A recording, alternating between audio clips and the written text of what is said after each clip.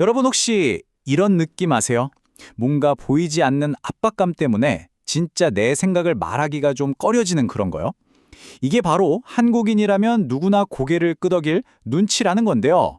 오늘 이 눈치에 대한 이야기를 한번 제대로 파헤쳐 보겠습니다.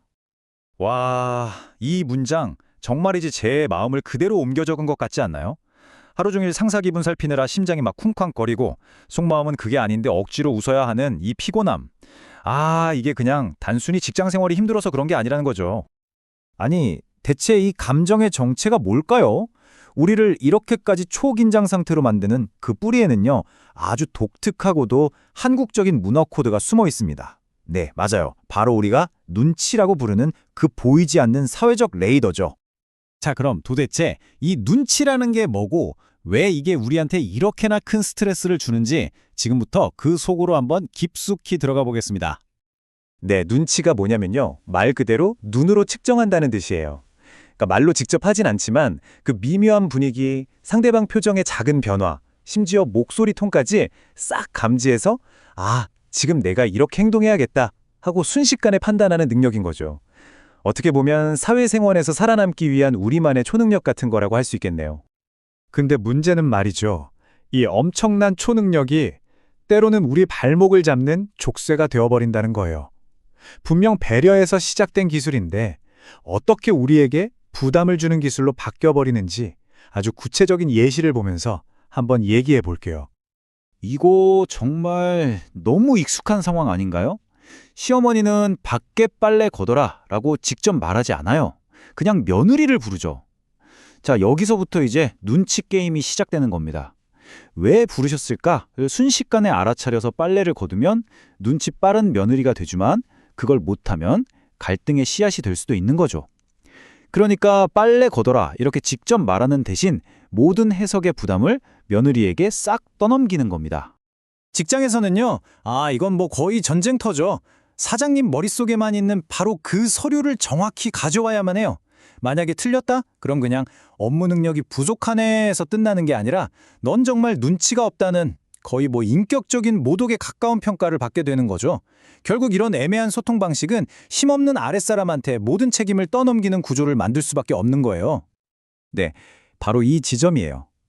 분명히 공동체의 조화를 위한 어떻게 보면 아름다운 배려인데 왜 이게 개인에게는 끝없는 불안감과 오해의 씨앗이 되어버리는 걸까요? 어쩌면 우리는 서로를 위한다는 그 좋은 명분 아래에서 사실은 서로의 감정을 끊임없이 검열하고 또 검열당하고 있는 건지도 모르겠습니다. 이 눈치라는 게요, 그냥 개인 사이의 문제에서 끝나지 않아요. 우리 사회 전체를 마치 보이지 않는 거대한 감시탑 아래 있는 것처럼 만들기도 하거든요. 한번 보세요. 상사 눈치 보느라 칼퇴근은 뭐 꿈도 못 꾸죠. 동료들 눈치 보여서 내 휴가 쓰는 것도 괜히 망설여지고요. 회식 자리에서는 윗사람이 주는 술 거절하기 정말 어렵잖아요. 그리고 끊임없이 서로 비교하죠. 직업, 연봉, 무슨 브랜드 옷을 입는지, 무슨 차를 타는지, 심지어 식당에서 혼자 밥 먹는 것조차 남의 시선이 신경 쓰이는 사회. 정말 우리는 모두가 모두를 지켜보는 거대한 무대 위에서 살고 있는 것 같아요. 아니, 도대체 우리는 어쩌다가 이렇게까지 서로의 눈치를 보게 된 걸까요? 이 독특한 문화의 뿌리를 찾아가 보면 생각보다 훨씬 깊고 단단합니다.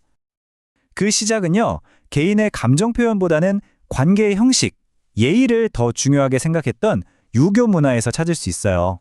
체면이 중요했으니까요. 여기에다가 나, 한 사람보다는 우리라는 공동체를 절대적으로 우선시하는 아주 강력한 집단주의 문화가 더해진 거죠. IMF 때 다 같이 금 모으기 운동을 하고 2002년 월드컵 때 온 국민이 거리로 쏟아져 나와 응원했던 그 엄청난 에너지요. 그게 바로 좋든 싫든 우리라는 틀 안에서 함께 움직여야 한다는 사회적 압력의 또 다른 모습이라고도 볼 수 있는 겁니다. 자, 이제 문제의 원인은 대충 알 것 같아요. 그럼 이 거대하고 촘촘한 눈치의 그물망 속에서 허우적대고 있는 우리는 대체 어떻게 해야 할까요? 이대로 그냥 감정 소모만 하면서 살아야 할까요? 아니면 나 자신을 지켜낼 방법을 찾아야 할까요?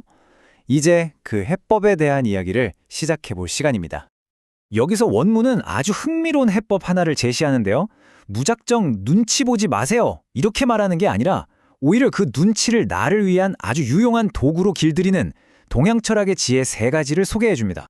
그 3가지는 바로 중, 허, 화입니다. 자, 첫째, 내 안에 단단한 중심을 세우고, 둘째, 불필요한 감정은 싹 비워내고, 마지막으로 세상과 아주 건강하게 조화를 이루는 거죠.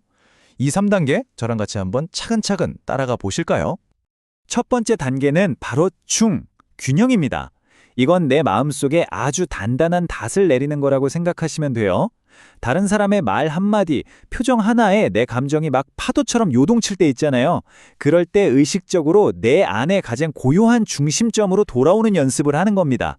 누가 나를 비난하든 혹은 막 칭찬하든 거기에 크게 흔들리지 않고 그저 담담하게 바라볼 수 있는 평정심을 기르는 거죠. 그리고 두 번째 단계는 허, 바로 비움입니다. 이건 정말 과감하게 비워내는 용기가 필요한데요. 여기 이 문장이 모든 걸 말해주는 것 같아요. 남의 눈치를 보기엔 인생이 너무 짧다. 남들은 나를 오해할 권리가 있고 나는 해명할 의무가 없다. 와, 정말 멋진 말 아닌가요? 나를 향한 다른 사람들의 평가나 오해로부터 자유로워지는 거예요. 저 사람이 나를 싫어하면 어떡하지? 하는 불안감. 어떻게 나한테 이럴 수가 있어? 하는 억울함. 이런 감정들을 마음에서 훌훌 털어버리는 순간 우리는 비로소 진짜 가벼워질 수 있는 거죠. 그리고 드디어 마지막, 화, 조화의 단계에 이르면요. 정말 놀라운 반전이 일어납니다.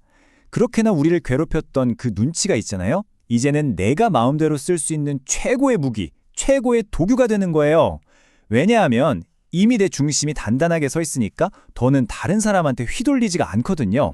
대신에 상대방의 마음을 더 깊이 헤아리고 진심으로 공감해주면서 전체적인 분위기를 아주 부드럽게 이끌어가는 거죠.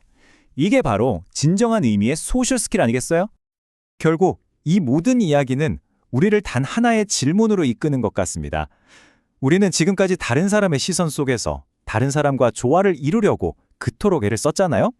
그런데 어쩌면 우리가 가장 먼저 화해하고 조화를 이뤄야 할 대상은 바로 내 자신이 아니었을까요? 이 질문을 오늘 여러분의 마음에 한번 남겨두고 싶습니다.